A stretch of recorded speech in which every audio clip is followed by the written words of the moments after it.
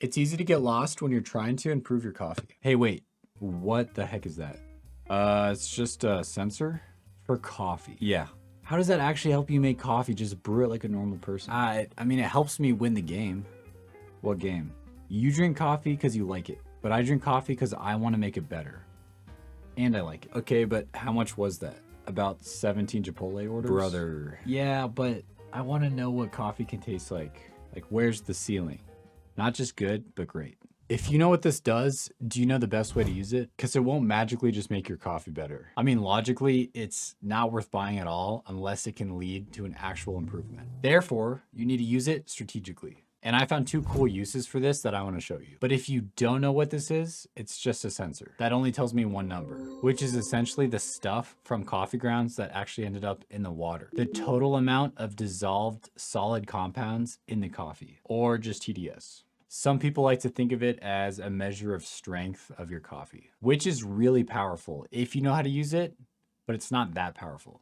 As soon as you combined water and coffee grounds, an evolving chemical reaction is taking place every second until you separate them. Your total dissolved solids is just a percentage ratio of this transformation. And this is not a linear process. It actually happens with a rapid extraction and then a taper. But this is where the refractometer is lacking. TDS is a percentage of coffee compounds in the water, but it does not tell me what compounds were actually dissolved, like acids, sugars, melanoidins, polysaccharides, proteins, minerals, stuff like that. And ultimately, a skilled brew is a harmony of these compounds. In harmony, you can actually highlight desirable flavors in the coffee beans. In other words, pull the good stuff out in the right amounts, which is harder than it sounds. TDS can give us a data point on the total amount, but how do we actually leverage that number to give us more flavor? Here's an analogy on how TDS is kind of like a GPS location. Let's say you were dropped in a new terrain with a few miles of unexplored land. Your goal is to find the best location to, say, build a house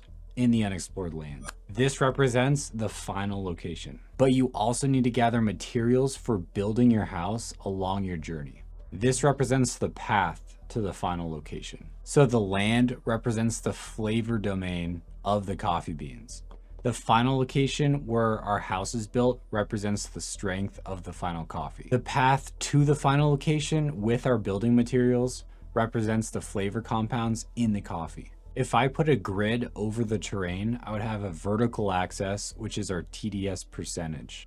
I would also have a horizontal axis of our extraction yield. So the extraction yield is a new number. It basically puts our TDS number in context to how much we actually brewed. The equation looks like beverage mass divided by the dose of our coffee multiplied by our TDS percentage. If I use 15 grams of beans, brewed a final 250 gram cup of coffee, and measured a TDS of 1.45%, my extraction yield would be 21.3%. Using these two numbers, we can plot a location on our map. What makes brewing coffee so difficult is most of this terrain is unexplored. And there's a lot of ways to explore it, but we can guess our way through or we can navigate our way through. So let's get practical. Here are my two methods on how I navigate new coffee beans. So back to our house analogy, an approach you could take is spend time mapping different locations of the entire terrain. Your constraint would be the path resources, and your variation would be the final destination. You could then compare each region, which is different for every bag of coffee. Then using a refractometer on our TDS and yield plot,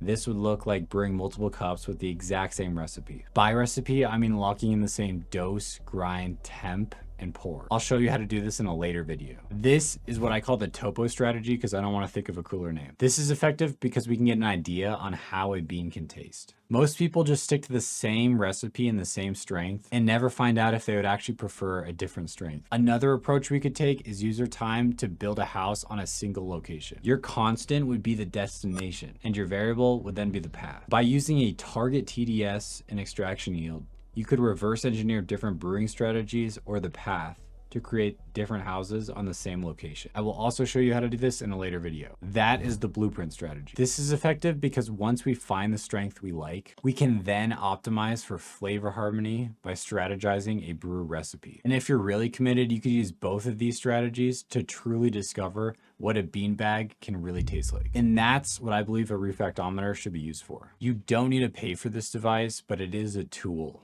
just like a GPS is a tool when you're backpacking in the Rockies. I don't see a ton of people using this correctly because they're not leveraging it toward improving their flavor. I can't endorse or recommend any refractometers for coffee right now because I just have the one and I haven't used it a ton. In this channel, I just want to figure out how to enjoy coffee more and then show you how to have better adventures with it. So go make something great. See ya.